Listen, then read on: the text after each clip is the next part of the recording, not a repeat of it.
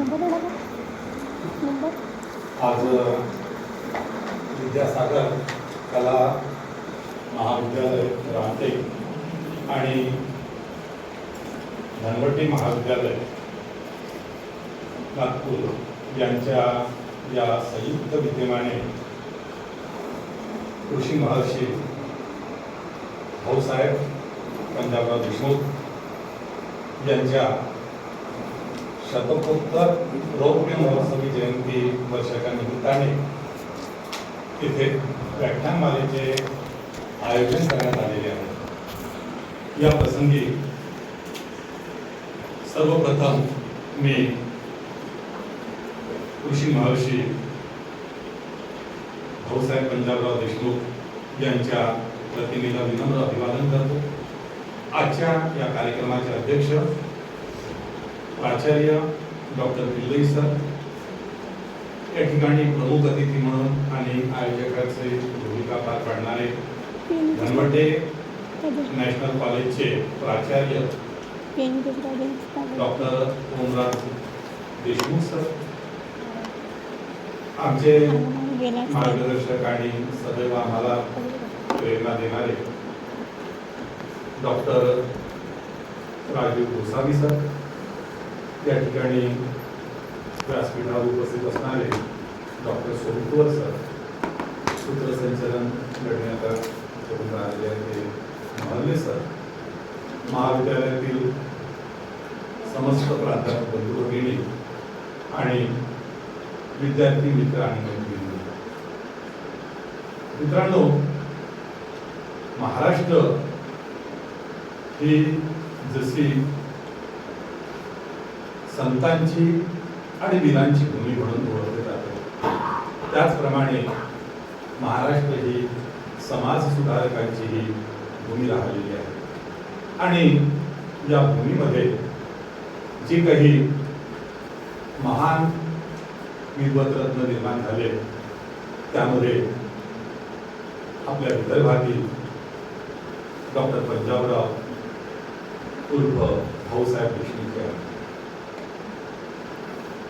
भाऊसाहेबांचं हिंदुस्थानाच्या कृषी क्रांतीचे ते जनक, शिक्षण महर्षी, विज्ञानवादी नेता, समाज सुधारक, कृषी विद्यापीठाचे प्रणेते, लोकनेता, भारताचे पहिले कृषी मंत्री, वैदर्भीय जनतेचे हृदय सम्राट, धडाडीचे शेतकरी, नवसृष्टीचे भाग्यविधाते, युग प्रवर्तक, अशा अनेक बिरुदांनी आपल्याला त्यांचा उल्लेख करता येतो, कारण की त्यांचं कार्य इतकं अफाट आणि अद्वितीय स्वरूपाचं आहे। आणि म्हणूनच आज 125 वर्षानंतरही त्यांचं स्मरण केलं जातं। पण अनेकदा आपल्याच जवळ एखादी वस्तू असते आणि त्याची आपल्याला कल्पना नसते, तशा पद्धतीचं भाऊसाहेबांच्या बाबतीमध्ये काहीच झालेलं आहे। भाऊसाहेबांच्या बद्दल फार थोड्या लोकांना कल्पना आहे आणि त्याच अनुषंगाने आणि ज्या समाजासाठी त्यांनी आपलं संपूर्ण आयुष्य वेचलं, ज्या समाजासाठी त्यांनी आपलं संपूर्ण जीवन व्यतीत केलं, त्या समाजापर्यंत अजूनपर्यंत भाऊसाहेब हे पूर्णपणे पोहोचलेले नाही। आणि त्या अनुषंगाने शिवाजी शिक्षण संस्थेने हा एक अतिशय महत्त्वाचा उपक्रम हाती घेतलेला आहे आणि 125 महाविद्यालयांमध्ये भाऊसाहेबांचे विचार हजारो नव्हे लाखो विद्यार्थ्यांपर्यंत पोहोचवून ते समाजाच्या तळागाळापर्यंत पोहोचावे, हा एक जो संकल्प केलेला आहे तो निश्चितच एखादं शिवधनुष्य पेलण्यासारखा तो प्रयत्न आहे आणि तो यशस्वी सुद्धा झालेला आहे। कारण की हे जे व्याख्यान आहे हे 190 व्याख्यान आहे आणि आता ते 125 पर्यंत लगेच पोहोचणार आहे। आणि या निमित्ताने हे सगळे विचार भाऊसाहेबांचे आपल्यापर्यंत पोहोचणार। कुठल्याही महापुरुषाचे विचार पोहोचविण्यासाठी निरनिराळी माध्यमं वापरली जातात आणि त्या माध्यमातून ते विचार समाजापर्यंत पोहोचविण्याचा प्रयत्न आम्ही अभ्यास मंडळामध्ये असताना पाठ्यपुस्तकामध्ये भाऊसाहेबांचा पाठ जो आहे तो अभ्यासक्रमामध्ये नेमलेला होता आणि त्या माध्यमातून का होईना भाऊसाहेबांचे विचार हे तरुण पिढीपर्यंत, तरुण मुलांपर्यंत पोहोचावे हा त्यामागचा उद्देश होता. कालांतराने अभ्यासक्रम बदलतो आणि त्यामुळे तो पाठ आता सध्या अभ्यासक्रमात जरी नसला तरी देखील त्यांचे विचार जे आहेत ते समाज मनापर्यंत पोहोचावे हा त्यामागचा मुख्य उद्देश होता. एखाद्या महापुरुषाच्या संदर्भामध्ये जेव्हा बोललं जातं, त्याच्या कार्यकर्तृत्वाचा जेव्हा विचार केला जातो तेव्हा समाजाचा निरनिराळ्या घटकातून त्याच्याकडे पाहिलं जातं. भाऊसाहेब देशमुखांना दोन संतांचं सानिध्य लाभलेलं होतं. एक म्हणजे राष्ट्रसंत तुकोजी महाराज, विदर्भातील ते संत होते, आणि दुसरे म्हणजे संत गाडगेबाबा. आणि भाऊसाहेब जेव्हा गेले तेव्हा राष्ट्रसंतांनी त्यांच्याबद्दल जे उद्गार काढले, त्यांनी एक कविता लिहिली, त्या कवितेमधून त्यांच्याबद्दल जे काही त्यांचं वर्णन केलेलं आहे त्यातून आपल्याला भाऊसाहेब काय होते याची सहजच कल्पना आहे. त्यांनी म्हटलेलं आहे की ज्ञानदीप हा विद्यार्थ्यांचा वराडचा हरपला. म्हणजे विद्यार्थ्यांचे ते ज्ञानदीप असल्याचा उल्लेख सुरुवातीला त्यांनी केलेला आहे. अरे हा थोर पुरुष लोक आहे. छत्रपतीची ध्वजा घेऊन नंदादीप उजळला, हजारो ग्रामासी चमकला. अति कष्टाने जीवन जगून त्याग तपस्या करी, बहुजन हित हृदयाशी. शासनात बसुनी शेतकरी जागविला, कृषकांचा मेळा दिल्लीला भरला. तू मुला मुलांच्या हृदयस्थी चमकला, तुकड्या म्हणे पंजाबराव यशकीर्ती पावला. या ओळींबद्दल आपल्याला ही कविता आहे, पण मी कवितातले काही तुम्हाला सांगितलेले आहे की यातून भाऊसाहेबांचं शिक्षण आणि समाज, कृषी या क्षेत्रामध्ये असणारं योगदान जे आहे ते किती अफाट होतं याची आपल्याला कल्पना आहे. आज आपल्या देशाला स्वातंत्र्य मिळालं, स्वातंत्र्यानंतर आपण स्वातंत्र्याचा अमृत महोत्सव साजरा आपला नुकताच केलेला आहे. पण आजही आपण पाहतोय की शिक्षण आणि कृषी या दोन्ही क्षेत्रामध्ये पाहिजे त्या प्रमाणामध्ये प्रगती झालेली. आज तर आपल्याला माहिती की सगळं खाजगीकरणाचं शिक्षणाचं योग फुटलेलं आहे, सर्वत्र खाजगीकरण सुरू आहे. म्हणजे भाऊसाहेबांनी ज्या हेतूने संपूर्ण तळागाळातील विद्यार्थ्यांपर्यंत शिक्षणाचं लोन पोहोचवलं, शिक्षण त्यांच्यापर्यंत जायला पाहिजे हे जे सगळं चालू होतं, तर त्या आता खाजगीकरणामध्ये किती विद्यार्थी आपण पैसे देऊन शिकू शकतो हाही एक प्रश्न आहे.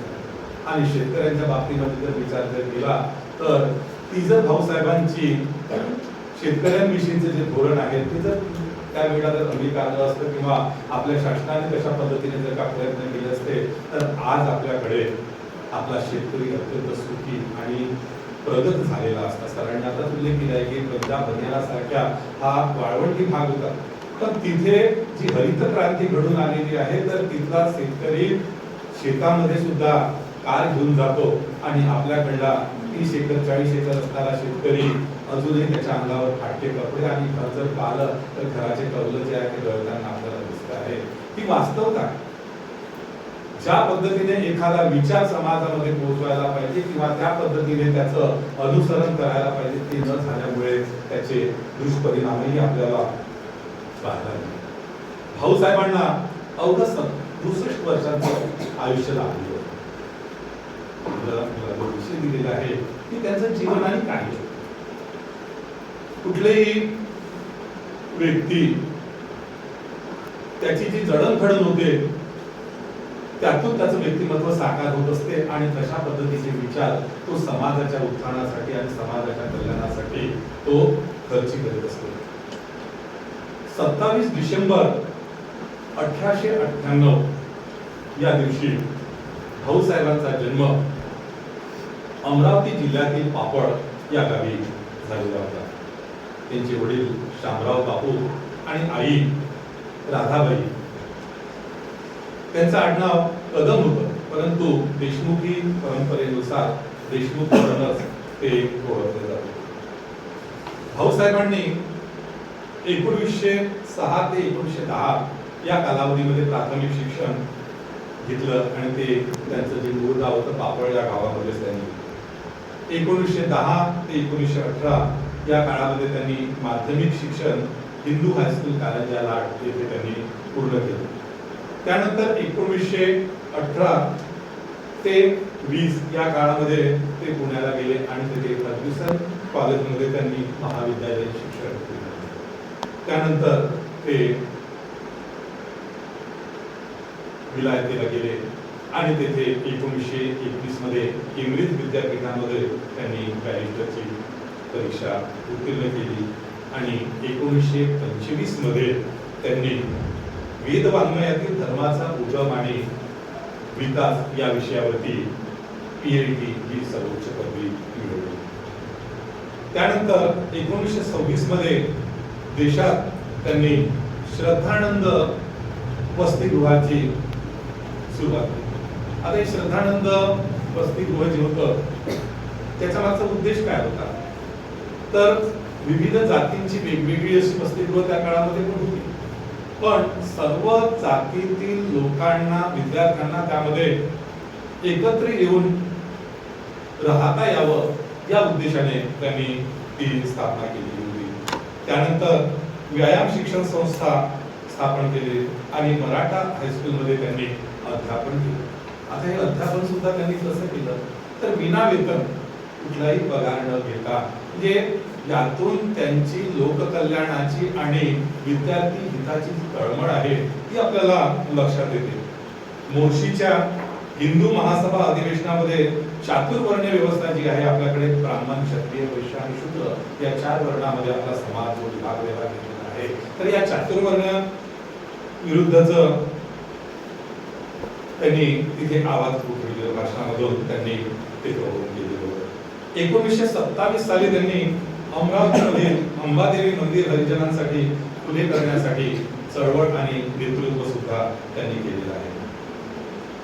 अस्पृश्यता निवारण परिषदेचं आयोजन त्यांनी केलं. डॉक्टर बाबासाहेब आंबेडकरांशी तेव्हाच त्यांचा संपर्क आला आणि नंतर त्यांनी तेथील अंबादेवी संस्थानचे विश्वस्त जे आहे त्यांच्याशी वाटाघाटी केलेली होती.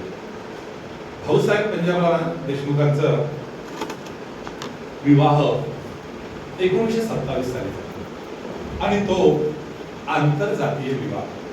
त्या काळामध्ये आंतरजातीय विवाह करणं म्हणजे हे, कारण की समाजाची बंधनं होती आणि ह्या सगळ्या गोष्टीला त्यांनी दिला. म्हणजे हा आंतरजातीय विवाह करण्यामागे सुद्धा त्यांचा फार मोठा उद्देश होता. म्हणजे त्यांना काही मुलगी मिळत नव्हती, समाजाचा असा भाग नव्हता. हे त्यांना तर कोल्हापूरच्या शाहू घराण्यातले वगैरे सुद्धा त्यांना मुलीसाठी निरोप आलेले होते, परंतु त्यांनी ते न करता ब्राह्मण प्रार्थना समाजाच्या पद्धतीने त्यांनी मुंबईच्या या विमलताई वैद्य या सुवर्णकार जमातीतील मुलीशी त्यांनी विवाह केलेला होता. आणि हे एक क्रांतिकारी, म्हणजे आपण ज्याला क्रांतिकारकत्व म्हणतो, तर क्रांतिकारकत्व म्हणजे नेमकं काय, तर याला क्रांतिकारकत्व म्हणतात की जे समाजाच्या एका रूढीला, एका परंपरेला छेद देऊन समाजाच्या एक वेगळं काहीतरी जो करून दाखवतो त्याला क्रांतिकारकत्व म्हटलं जाते. आणि भाऊसाहेबांनी त्यावेळी हे सर्व केले. त्यानंतर 1928 ते 1930 यामध्ये या काळामध्ये त्यांनी वराड शेतकरी संघाची स्थापना केली होती. याच वेळी ते अमरावती येथील जिल्हा काउन्सिलचे अध्यक्ष देखील राहिलेले आहेत. शैक्षणिक विकासार्थ शिक्षण करामध्ये त्यांनी 18 वरून 27 पैसे कसा वाढ सुद्धा त्यावेळेला केलेली होती. सांगतो तुम्हाला की त्याच्या मागचा सुद्धा काय उद्देश होता आणि तो वाढवलेला पैसा जो होता तो त्यांनी कशासाठी खर्च केला. त्यानंतर 1930 मध्ये सर मॉन्टेग्यू बटलर मंत्रिमंडळामध्ये शिक्षण, कृषी, सहकार व लोककर्म खात्याचे ते मंत्री राहिले. आणि त्याचवेळी त्यांनी खादी प्रचार मोहिमेमध्ये सुद्धा सहभाग घेतलेला होता. 1931 साली मध्य प्रदेश प्रांतिक कायदे मंडळावरती त्यांची निवड झालेली होती. 1932 मध्ये श्री शिवाजी शिक्षण संस्था या संस्थेची त्यांनी स्थापना केली आणि जिचं लोन आज संपूर्ण भारतातच नव्हे तर विदेशापर्यंत पोहोचलेला आहे. आणि या शिवाजी शिक्षण संस्थेचा वटवृक्ष आज जो डौलाने उभा आहे आणि हजारो लाखो विद्यार्थी त्या संस्थेमधून शिकून वेगवेगळ्या क्षेत्रामध्ये त्यांनी नावलौकिक निर्माण केलेलं आहे. 1933 मध्ये जातीय बंधने नको म्हणून त्यांनी मंत्रिपदाचा राजीनामा सुद्धा दिला. म्हणजे आज आपण पाहतोय की एखादं पद मिळवण्यासाठी लोक किती धडपड करतात, हा पक्ष सोडून त्या पक्षामध्ये उड्या मारतात. पण भाऊसाहेबांचं उक्ती आणि कृती या दोन्हीचे त्यांच्यामध्ये मेळ होता, तो समन्वय होता. आणि म्हणून एखादी जर गोष्ट आपल्याला पटत नसेल तर त्या ठिकाणी आपण कार्य करायचं नाही, राहायचं नाही, असं त्यांचं धोरण होतं. आणि म्हणून त्यांनी त्या पदाचा आपल्या राजीनामा सुद्धा दिला. 1937 पर्यंत ते प्रांतिक कायदे मंडळाचे सदस्य म्हणून कार्यरत होते.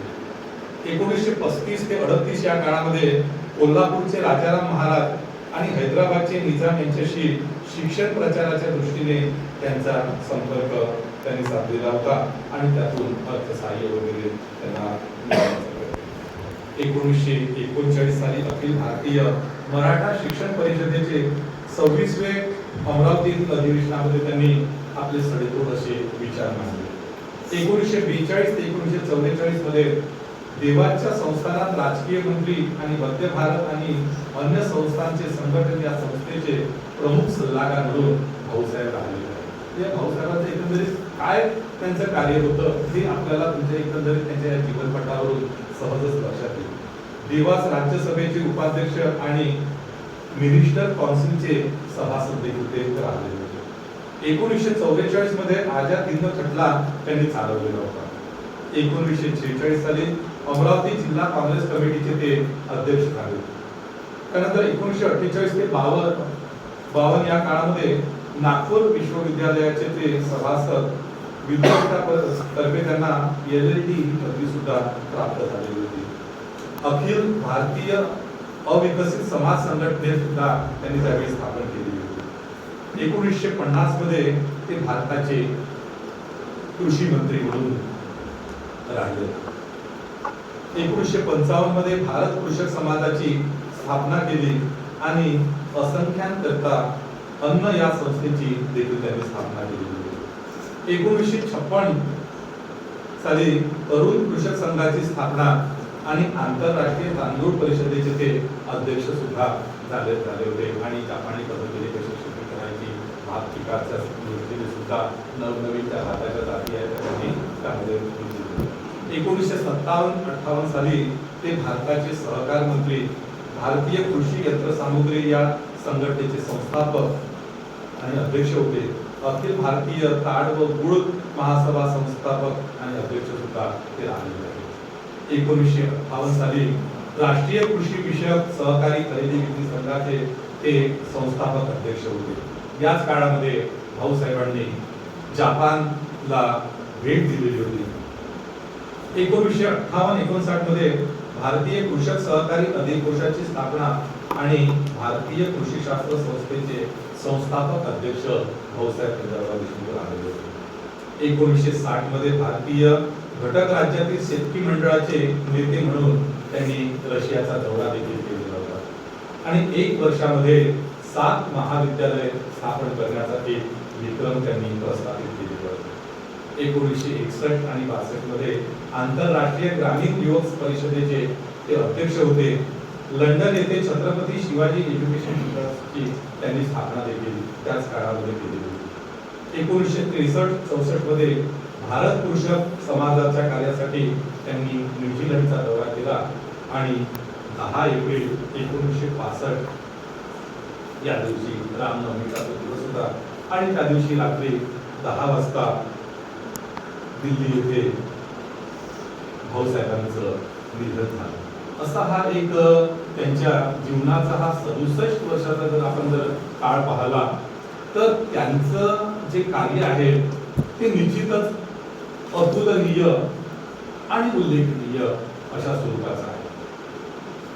संपूर्ण मराठी समाजानेच नव्हे तर संपूर्ण देशातील लोकांनी त्यांचे तत्व अंगीकारून कशा पद्धतीने विचार करण्याची आज गरज आहे. आपल्याला कल्पना आहे की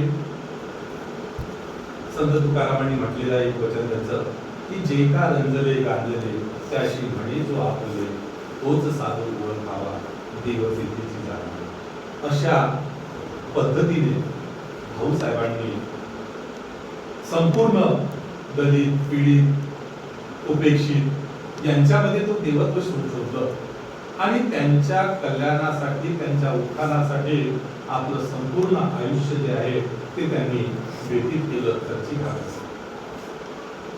शिक्षण क्षेत्राचा जर त्यांचा जर आपण जर विचार जर केला तर शिवाजी शिक्षण संस्था हा एक मोठा एक वटवृक्ष आपल्या डोळ्यासमोर उभा राहतो की भाऊसाहेबांचं शिक्षण क्षेत्रातलं कार्य काय. असं जेव्हा आपण म्हणतो तर तेव्हा आपल्याला शिवाजी शिक्षण संस्थेची आठवण होते. त्यांचं इंग्रजी मराठी आणि संस्कृत अशा या तिन्ही भाषेवरती प्रभुत्व होतं आणि वऱ्हाडी या भाषेवरही प्रभुत्व असूनही ते लोकमनामध्ये पोहोचण्याची जी एक सामर्थ्य होतं ते भाऊसाहेबांमध्ये होतं की एखादा विचार व्यक्तीच्या मनापर्यंत जर पोहोचवायचा असेल तर त्याला त्याच्या भाषेमध्ये सांगितल्याशिवाय पर्याय नाही. आणि म्हणून वऱ्हाडामध्ये वगैरे ते अनेक जेव्हा बोलायचे किंवा भाषण केले तर ते आपल्या वऱ्हाडी बोलीमधून ते लोकांशी संवाद साधत होते. जसा श्रोता तसे भाऊसाहेब असं त्यांचं एक व्यक्तित्वाचा एक पैलू होता की ज्या पद्धतीचे श्रोते असेल ज्या पद्धतीचा व्यक्ती त्यांना भेटेल तशा पद्धतीचं ते त्याच्याशी वागत असताना आपल्याला दिसते. शिक्षकाबद्दल हे आज आपण ज्या शिक्षकांचं किंवा जे शिक्षक आपल्याला शिकवतात या शिक्षकांबद्दल सुद्धा भाऊसाहेबांची कशी उदात्त भूमिका होती. त्यांचं असं म्हणणं होतं की शिक्षकाची आपल्या विद्यार्थ्यांसंबंधी जबाबदारी त्याच्या आई बापापेक्षाही कितीतरी पटीने अधिक आहे. म्हणजे आई वडील मुलाला जन्म देतात पण त्या मुलाला संपूर्ण घडवण्याचं जे कार्य त्याचं जे वय असतं तर त्या योग्य वयामध्ये त्याला घडविण्याचं कार्य कोण करतो? शिक्षक करतो. आणि त्यामुळे आई वडिलांपेक्षाही कितीतरी मोठी जबाबदारी ही शिक्षकाची आहे. अज्ञानामुळे मुलांवरती झालेले वाईट परिणाम जे आहेत ते कशामुळे दूर होतात तर ते शिक्षणामुळे दूर होतात अशी त्यांची धारणा होती. त्यामुळे त्यांनी खेड्यापाड्यामध्ये जाऊन लोकांना त्यावेळी शिक्षणाचं महत्त्व जे आहे ते पटवून दिलं. आपल्याला माहिती आहे की शिवाजी एज्युकेशन सोसायटीचे खेड्यापाड्यामध्ये शाळा निर्माण झाल्या कारण त्यावेळी काही अशा शाळा नव्हत्या, शिक्षणाच्या सोयी नव्हत्या, कुठल्याही सुविधा नव्हत्या. परंतु भाऊसाहेबांनी हा विडा जो हाती उचलला तर त्यांचा उद्देशच हा होता की तळागाळापर्यंत ते शिक्षण पोहोचवायला पाहिजे. आणि म्हणून हे या माध्यमातून त्यांनी त्या शाळा तर काढल्यात पण शिवाय लोकांमध्ये जनजागृती घडवली की जोपर्यंत तुम्ही शिकणार नाही तोपर्यंत तुमचा विकास होणार नाही याची जाणीव भाऊसाहेबांनी करून दिलेली होती. त्यामुळे 1928 साली जिल्हा कौन्सिलचे अध्यक्ष असताना जिल्हा कौन्सिलचा जो सीस होता तो 18 पैशावरून त्यांनी 27 पैशावर दिला आणि त्यातून झालेल्या 4.5 लाख रुपयांपैकी 55,000 रुपये त्यांनी सक्तीच्या शिक्षणासाठी 100 केंद्रे उभारून खर्च केला. त्याचप्रमाणे स्त्री शिक्षिकेची नियुक्ती म्हणजे आज आपण जे स्त्रियांच्या बाबतीत किंवा स्त्री शिक्षणाला किंवा स्त्रियांना प्राधान्य दिलं पाहिजे हे जे आपण बोलतोय तर ते भाऊसाहेबांनी त्यावेळी केलं की महिलांना सुद्धा या सगळ्या गोष्टी मिळाल्या पाहिजे. विशेषतः शिक्षण क्षेत्रामध्ये सुद्धा महिलांना स्थान मिळालं पाहिजे, त्यांना सुद्धा संधी मिळायला पाहिजे यासाठी त्यांनी प्रयत्न केलेले होते. आणि त्यासाठी त्यांनी स्त्री शिक्षिकेची नियुक्ती खाजगी शाळा ज्या असतात या खाजगी शाळांना आर्थिक मदत मिळाली पाहिजे. जर त्यांना जर आर्थिक मदत मिळाली तर त्या शाळा चांगल्या उच्च दर्जाचं शिक्षण देऊ शकेल ही त्यांची भूमिका होती. आणि त्याचप्रमाणे शिक्षकांचा सुद्धा त्यांनी विचार केलेला होता की शिक्षक जे आहे तर यांना त्यांच्या कामाचा मोबदला मिळाला पाहिजे, त्यांना प्रवास भत्ता मिळाला पाहिजे. जर अतिरिक्त जर काम असेल तर त्याचा सुद्धा त्यांनी तो विचार केलेला होता. आणि लोकांमध्ये शिक्षणाचं आवड निर्माण होण्यासाठी कीर्ती वाचनालय सुद्धा त्यांनी निर्माण केली. 1 जुलै 1932 ला शिवाजी शिक्षण संस्थेची स्थापना केली. तेव्हा संस्थेच्या उत्कर्षासाठी भाऊसाहेबांना, कारण की त्यांचं जे कार्य होतं ते निस्वार्थ भावनेने ते कार्य करत होते आणि त्यामुळे समाजातील असे काही जे मंडळी होती त्यांनी सुद्धा त्यांना पाठिंबा दिला आणि त्यांच्यासाठी त्यांनी सुद्धा ते कार्य केलं. त्यामध्ये W.S. देशमुख, दादासाहेब वाटाणे, पंढरीनाथ पाटील, नानासाहेब कोरडे, काशीराव बापू यासारखी जी मंडळी होती ती भाऊसाहेबांच्या सोबतीला आली आणि त्यांनी सुद्धा या सगळ्या गोष्टींमध्ये मदत केली. यावेळी या लोकांनी हे सगळं कार्य करताना भाऊसाहेबांनी ते जिल्हा कौन्सिलच्या अध्यक्षांकडून मोठमोठ्या देणग्या सुद्धा या संस्थेसाठी मिळवून एका निस्वार्थ भावनेने त्यांनी या शिक्षणाचं कार्य जे आहे ते अंगीकारले. त्याचप्रमाणे त्यांचं सामाजिक कार्याचा जर आपण जर विचार जर केला तर त्यांनी जे श्रद्धानंद वसतिगृह निर्माण केलं त्यामध्ये सर्व जातीतील विद्यार्थ्यांना त्यामध्ये प्रवेश मिळाला आणि तिथे त्यांच्या राहण्याची सोय झाली. त्याचप्रमाणे युरोप, अमेरिका आणि भारत येथील समाज जीवनाचा अभ्यास करून त्यांनी मांडलेले जे विवाह विषयक जे विचार आहेत तर ते सुद्धा आजही आपल्याला बोधप्रद करणारे असेच आहेत. शिवाजी महाराजांच्या नावाने शिक्षणाची गंगा त्यांनी आणली तर गाडगे बाबांच्या नावाने त्यांनी आजारांना शुश्रूषा बहाल केली. विद्या, व्यायाम, शेती, आरोग्य, व्यापार इत्यादी क्षेत्रामध्ये त्यांनी लोकांना या सगळ्या सोयी उपलब्ध करून दिल्या. आपल्याला जे मिळाले आणि भाऊसाहेबांचं असं एक धोरण होतं की एखादी गोष्ट जर आपल्याला मिळालेली आहे तर ती इतरांनाही मिळावी. आज आपण पाहतो आहे की जी गोष्ट आपल्याला मिळाली ती इतरांना मिळू नये किंवा इतरांना जर काही मिळत असेल तर ते त्याला मिळू नये अशी आपली भावना असते. पण भाऊसाहेबांचं धोरण असं होतं की मला जे मिळालेलं आहे ते इतरांना सुद्धा मिळावं आणि त्यासाठी त्यांनी म्हटलं की आपल्याला जे मिळाले ते इतरांनी मिळावे म्हणून ते म्हणतात मी जरी बॅरिस्टर झालो तरी पण माझ्यासारखे अनेक बॅरिस्टर झाले नाही तर माझ्या एकट्याचा काहीच उपयोग होणार नाही.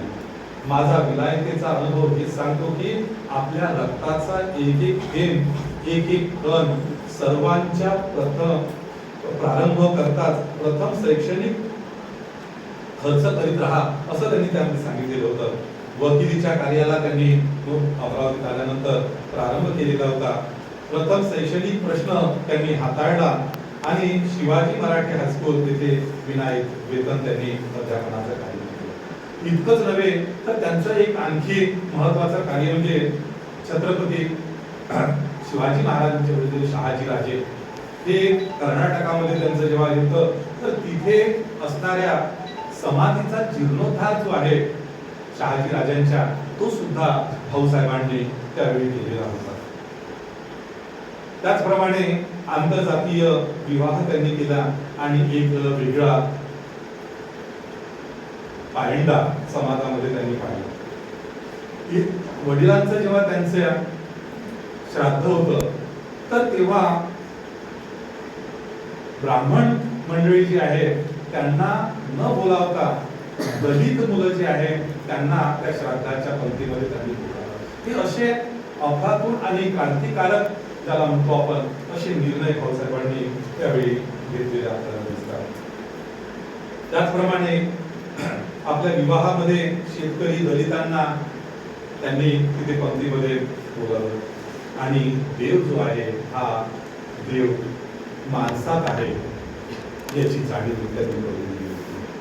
शेतीच्या संदर्भामध्ये त्यांनी 1937 ला ते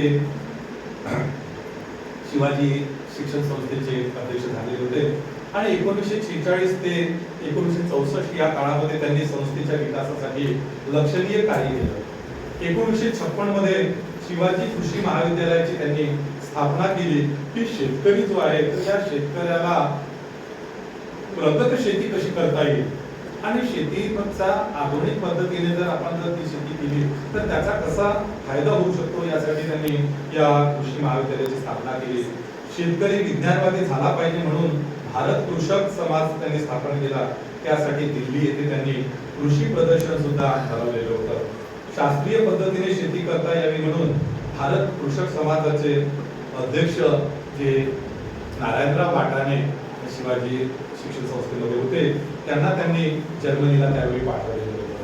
शेतकऱ्यांची सावकारांपासून मुक्तता करण्यासाठी शेतकरी संघाची स्थापना करून शेतकरी संघाच्या प्रचारासाठी महाराष्ट्र केसरी हे पत्रक देखील त्यांनी त्यावेळी काढलेलं होतं.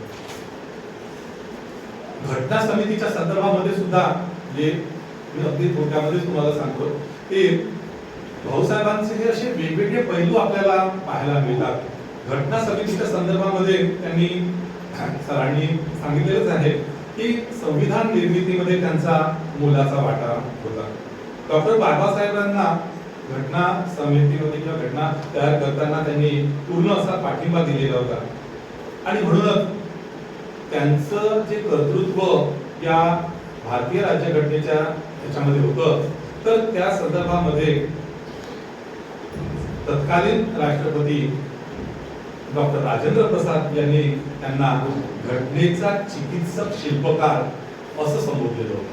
म्हणजे ही काही साधी उपाधी नाही, ते घटनेचा चिकित्सक शिल्पकार भाऊसाहेबांना म्हटलेला होता. कारण की भाऊसाहेबांनी या घटनेमध्ये ज्या दुरुस्त्या सुचवल्या होत्या त्या संपूर्ण समाजाच्या हिताच्या दृष्टीने विचार करून सुचवलेल्या होत्या आणि त्यामुळे त्या घटनेमध्ये अधिक आमूलाग्रता किंवा अधिक त्यामध्ये सुसूत्रता आल्याचं आपल्याला दिसते. घटनेच्या मसुद्यामध्ये त्यांनी जवळपास 500 दुरुस्त्या त्यावेळी सुचवलेल्या होत्या. भाषा वा रचना, राष्ट्रपतीचे अधिकार, राज्यपाल आणि मुख्यमंत्र्याचे अधिकार, त्यांचे वेतन, हे सगळे प्रश्न आहेत ते त्यांनी त्यामध्ये हाताळलेले होते. त्याच प्रकारे आपल्या भारताची राष्ट्रभाषा म्हणून हिंदीचा स्वीकार व्हावा हे सुद्धा त्यांनी त्यावेळी मांडलेले विचार होते आणि त्यामुळेच डॉक्टर बाबासाहेबांनी सुद्धा त्यांचं हे कर्तृत्व मान्य केलेलं होतं आणि त्यांना म्हटलेलं होतं या घटना समितीत डॉक्टर पंजाबराव नसते तर ही घटना मुक्या बैऱ्यांची राहिली असती असे उद्गार त्यांच्या संदर्भामध्ये काढले. त्याचप्रमाणे मूलभूत शिक्षणावरती सुद्धा भाऊसाहेबांचा मोठा भर होता. या मूलभूत शिक्षण रुजवण्यासाठी त्यांनी गांधी ग्रामोद्योग मंदिर ही संस्था निर्माण केली. याशिवाय शारीरिक शिक्षण, धार्मिक शिक्षण, कृषी शिक्षण, शिक्षक प्रशिक्षण, कलात्मक शिक्षण, प्रौढ शिक्षण, तांत्रिक शिक्षण, संशोधन कार्य, स्त्री शिक्षण, गृहविज्ञान अशा नानाविध विषयाच्या शिक्षणाच्या घटकांकडे लक्ष देऊन ते सर्वांपर्यंत पोहोचविण्याचा महत्वाचा प्रयत्न भाऊसाहेबांनी केला होता. कायदेविषयक धोरण सुद्धा त्यांचं अतिशय महत्वाचं आहे.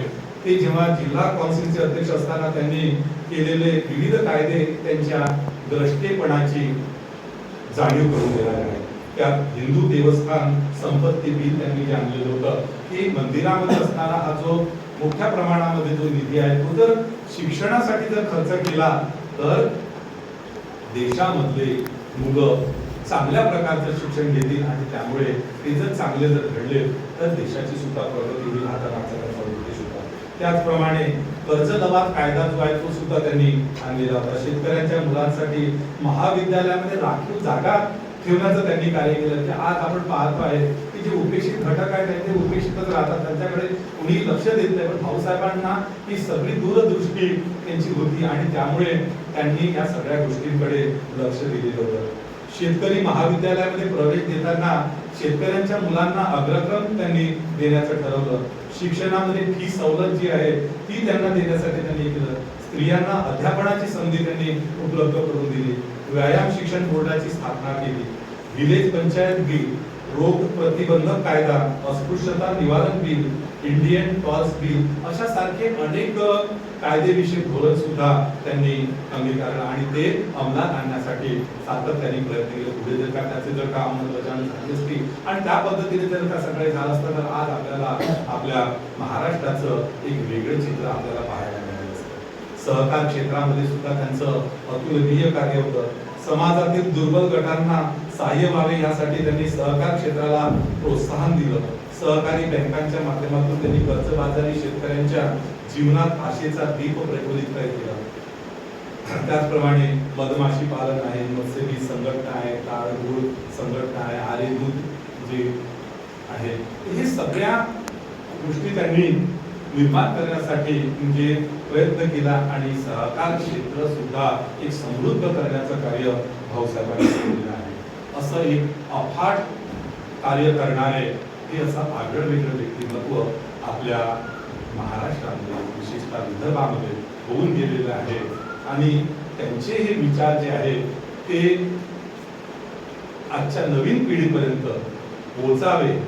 समाजातील नवीन पिढीला त्यांच्या या विचाराची जाणीव व्हावी आणि त्यांचं हे उदात्त कार्य आपण खारीचा वाटा का होईना त्या पद्धतीने आपण पूर्ण करावं या हेतूने शिवाजी शिक्षण संस्थेने हा अतिशय स्तुत्युक्त उपक्रम हाती घेतलेला आहे आणि त्या माध्यमातून तेही कार्य करतात आहे. आज या प्रसंगी मला येथे आयोजकांनी आमंत्रित केलं आणि माझ्या कल्प का होईना अशा ज्ञानात ते आपल्या पुढे भाऊसाहेबांचे विचार मांडण्याचा प्रयत्न केला. मी आयोजकांचे मनपूर्वक आभार मानतो, महाविद्यालयाचे आभार मानतो आणि आपले